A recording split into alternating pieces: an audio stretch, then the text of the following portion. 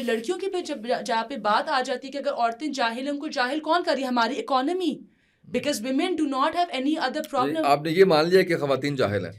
اگر آپ کو لگتا ہے، مجھے نہیں کیوں لگے گا. نہیں وہ تو دیکھیں جی، ساحل الدین نے تو یہ بولا تھا اسلام سے دور ہے، لیکن میں کہہ رہی ہوں اگر ہمیں جو کہتے ہیں کہ اگر ہم لوگ جاہل بھی اگر رہ رہی ہیں، وہ کیوں؟ ہمارے پاس اور کوئی پرابلمس نہیں، ہمارے پاس اکنامک ریسٹرکشنز ہیں.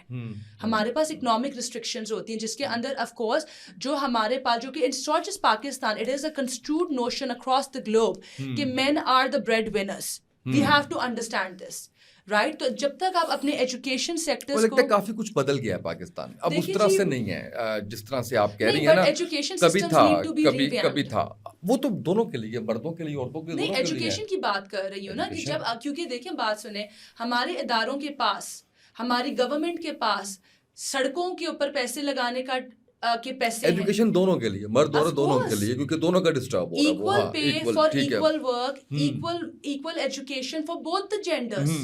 اور اصل میں please let's us also focus on one thing کہ what I've actually seen, it's a problem which has to be addressed کہ we have also like created a sort of a gender when it comes to education. Like science is considered to be more for men. اب نہیں. Philosophy and literature is considered to be more feminine. جب میں وہاں پہ for example جب میں ادھر پاکستان میں لٹریچر پڑھ رہی تھی and I got an A in my literature and my male subordinate got a C. He said ہاں یہ لڑکیوں کا سبجیکٹ ہے. نہیں میرا خیال اب کافی حد تک تبدیلی آ گئی ہے. وہ اس طرح میں اس پہ تھوڑا بیان کر دیتا ہوں آپ کو، اس لیے کہ پہلے یہ بالکل آپ نے ٹھیک ہے، آج سے ہم 2 دہائیاں پیچھے چلے جائیں، 20 سال پہلے چلے جائیں، 30 سال پہلے چلے جائیں، تو یہ ہوتا تھا کہ فلاں اسٹڈیز خواتین کے لیے نہیں ہے. اب تو دیکھیں اسپیس سائنس بھی پڑھ رہی ہیں، اب تو ایروناٹیکل انجینئرنگ بھی کر رہی ہیں، ساری فیلڈز، کیمیکل انجینئرنگ بھی ہو رہی ہے، فوج میں بھی جا رہی ہیں، اہم عہدوں پہ بھی جا رہی ہیں خواتین. اب اس طرح سے نہیں ہے. اب نہیں سوچتے پیرنٹس کہ یہ خاتون ہے تو اس کو اس سے بچا کے رکھنا. I'm not talking about parents, I'm talking about the both the male and female counterparts who study together.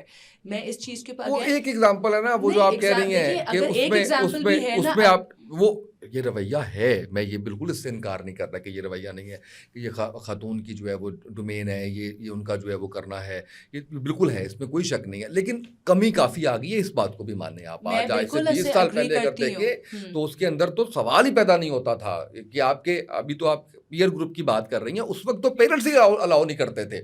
یعنی بہت سی، اب آپ میڈیا انڈسٹری کو دیکھ لیں نا، میڈیا میں آج سے 10 سال 20 سال پہلے خواتین کا آنا ایک خواب ہوتا تھا کہ نہیں پتہ نہیں کیا ہے میڈیا کے اندر، ماں باپا الاؤ نہیں کر رہے، ٹی وی پہ آنا کتنا جو ہے وہ. اب اس طرح سے نہیں ہے. اب نائٹ شفٹ میں بھی خواتین کام کر رہی ہیں، دن میں بھی کر رہی ہیں. کافی حد تک لوگوں کو جو ہے وہ میں سمجھتا ہوں کہ وہ ایجوکیٹ ہو چکے ہیں اس حوالے سے. لیکن یس، اس پہ مزید کام کرنے کی ضرورت ہے. اور میں نے یہ چیز اس لیے صرف اظہار کی ہے، again I agree with you. میں نے اپنی اسٹارٹ آف ہمارے اس پوڈکاسٹ میں نے بولا تھا کہ women have earned an enviable position on national and international levels.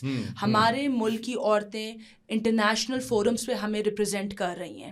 میں اس چیز پہ، میرا یہاں پہ کہنے کا یہ جو میں نے اس سچویشن کو ہائی لائٹ کیا تھا تاکہ اگر آپ اس چیز کو ووکلائز کرو گے تو جتنے بھی آپ کے یونیورسٹی کے بچے، اسکولس کے بچے یہ چیزیں کہتے ہیں کہ لڑکیوں کی یہ ہے، لڑکوں کی، because of course it's a learned behaviour.